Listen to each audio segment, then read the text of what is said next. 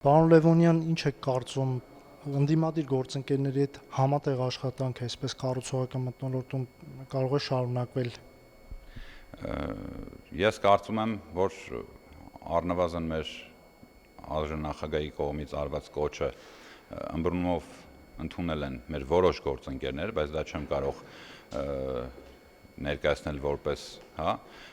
բոլոր ֆրակցիաների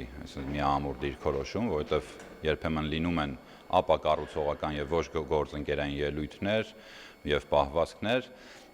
Ես կարծում եմ առնվազն մենք պատրաստ ենք, եթե մենք արել ենք այդ կոչը եւ եթե մենք այդ ձեռքը մեկնել ենք, բնականաբար մենք առաջինն ենք պահելու այդ մթնոլորտը եւ մաքսիմալ գործելու ենք կոնստրուկտիվ դաշտում եւ բոլորս պետք է գիտակցենք մի բան եւ սա մասնավորապես ավելի այս խոսքս ուղղված է մեր ընդդիմադիր ուժերի ներկայացուցիչներին, որ մենք բոլորս պետք է գործենք իշա Հայաստանի Հանրապետության ի նպաստ մեր քաղաքացիների եւ այլ տարբերակ, քան այդ կառուցողական դաշտում գործունեություն ծավալելն է, ես չեմ տեսնում եւ եթե իրենք փորձեն այլ ծիրով տանեն ուղղակի այս աշխատանքները ազգային ժողովի ամբիոնը օգտագործեն իրենց համար կարող են աշխատանքով օգտագործել եւ ստանալ դիվիդենդներ, բայց եթե փորձեն էլի մտնել հին պոլեմիկաների մեջ, հին նախկին ներկա թալանչի, դավաճան, խոսույթների, եզրույթների մեջ, բնականաբար դա իրենց լավ տեղ չի տանելու, ինչի վառ ապացույցներ Հայաստան դաշինքի, գրեթե եռակի անգամ կրճատվել է եւ պակաս վստահության ձայն ստանալը այս ընտրություններում։ Պարոն Լևոնյան, ձեր ընդդիմադիր գործընկերները շատ հաճախ բարձրաձայնում են, որ իշխանությունը բռնություն է կիրառում եւ բռնապետական ռեժիմ է տիրում երկրում։ Ինչպես կմեկնաբանեք նրանց այս խոսույթը։ Ես ուղղակի մարդկանց նման մեկնաբանություններ անող մարդկանց, մեր ընդդիմադիր գործընկերներին խորհուրդ կտամ իրենց հիշողությունը թարմացնեն, վերհիշեն անցյալը, ոչ այդքան հեռու անցյալը, ընդամենը 10 տարի առաջ, 15 տարի առաջ, 20 տարի առաջ, թե ինչեր են կատարվել եւ եթե մարդիկ այդքանից հետո իրենց հիշողությունները եթե շատ կարճ են եւ չեմ կարծում, որ այդ հասուն տարիքում շատ արագ գիտակից տարիքում մոռանան թե ինչ է տեղի ունեցել 10-15 տարի առաջ կամ ինչեր են տեղի ունեցել եւ փորձում են զուգահեռներ անցկացնել ներկա օրենքի եւ արդարադատության գերակայության հանդեպ, ես ուղղակի կբնութագրեմ դա մեկ բառակապակցությամբ դա քաղաքական ամնեզիա է ուրեմն, որովհետեւ մարդկանց ուղղակի ձեռք չի տալիս վերհիշել թե ինչ է տեղի ունեցել, գուցեև քանի որ նրանցից շատ մարդիկ ունեցել են հարազատներ, մերձավորներ այդ ժամանակաշրջանում, ովքեր եղել են իշխանության եւ բնականաբար այդ արարքները կարծում են թե կվերագրվի նաեւ իրենց, բայց պետք է իրենց հուսադրեմ եւ ասեմ, որ առնվազն իրենք իրենց ծնողների պատարակների համար պատասխանատու չեն, իրենց բարեկամների համար պատասխանատու չեն, բայց մոռանալ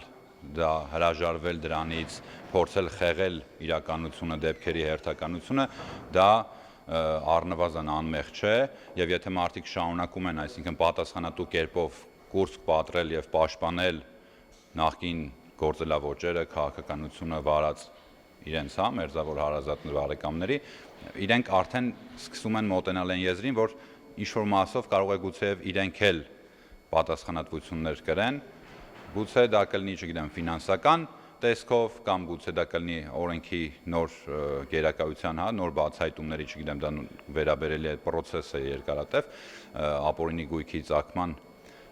ծագում ունեցող գույքերի բռնագանձման վերաբերյալ, սա է ամբողջ եղելությունը, որ մարդիկ փորձում են կապել քաղ բանտարկյալության հետ, մարդիկ փորձում են դա կապել քաղաքական հետապնդումների հետ, բայց ասում եմ զուգահեռներ անցկացնելը ներկա ժամանակների եւ 10-20 տարի առաջ տեղի ունեցածի հետ, դա ուղղակի արդարացի չէ, մեղմ ասած։ Նաեւ վարչապետ Նիկոլ Փաշինյանը երկօրյա այցով մեկնել է Qırğızstani Հանրապետություն մասնակցելու Եվրասիական տնտեսական միության միջկառավարական խորհրդի նիստին։ Հաշվի առնելով նաեւ Ռուսաստանի Դաշնության կողմից հայկական ապրանքատեսակների նկատմամբ սահմանափակումները, ինչ ակնկալիքներ ունի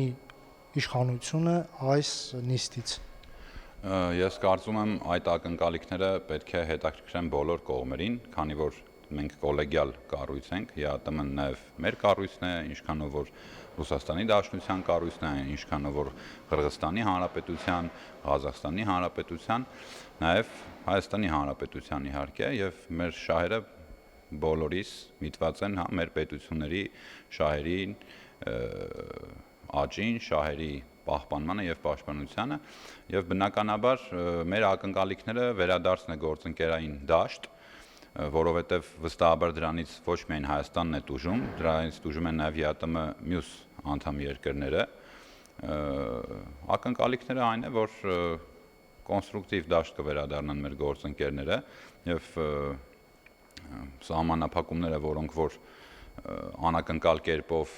գուցեև անտեղին կիրառվել են Հայաստանի, հա, հայկական մթերքների նկատմամբ կվերանայվեն եւ նորից եմ կրկնում գործընկերային դաշտ կվերադառնանք, քանի որ տուժում են բոլոր կողմերը։